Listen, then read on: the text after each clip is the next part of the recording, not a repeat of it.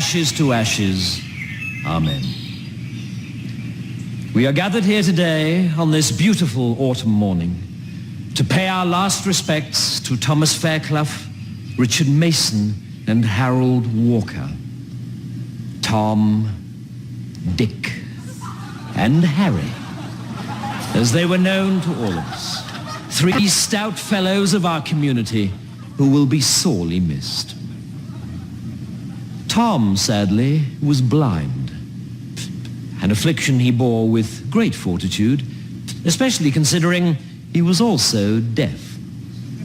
His only power was that of speech and song, and we all recall his enormous voice joining lustily in our hymn singing.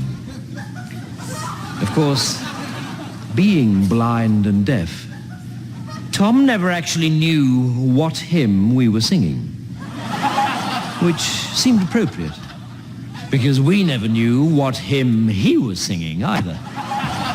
In fact, if we had to be frank with each other, Tom didn't actually know any hymns. Thus it is with deep gratitude we recall the day when Colonel Grant, using only a sense of touch through the medium of a clenched fist, actually broke through to Tom and got him to shut up. Needing guidance through the darkness of life, Tom was lucky to have a friend like Dick.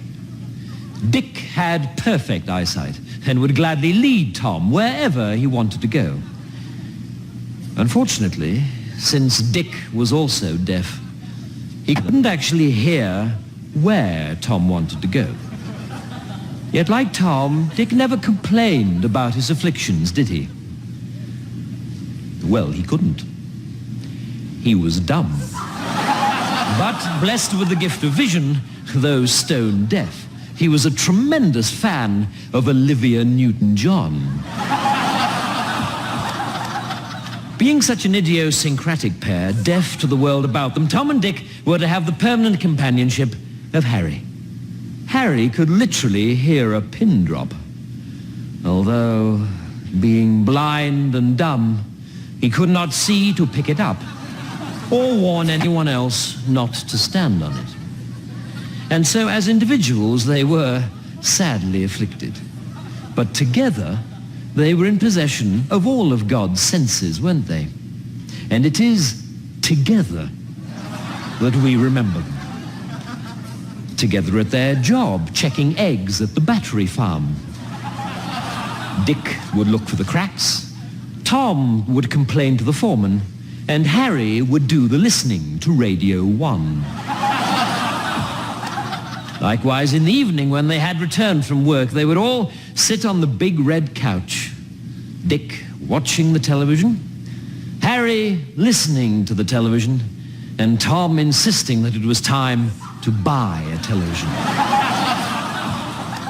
Sadly, as we all know, 3 days ago their peaceful lives were ended. Dick saw the combine harvester. Harry heard the combine harvester, but neither could cry out. Tom, who could have cried out, never had the faintest idea what hit him. And so they were all harvested together, blended into oneness at last, and now we trust are in heaven, as happy as any in that immortal host. For Dick will see the angels' choir, Harry will hear the angels' choir, and no doubt Tom will ruin it for everybody.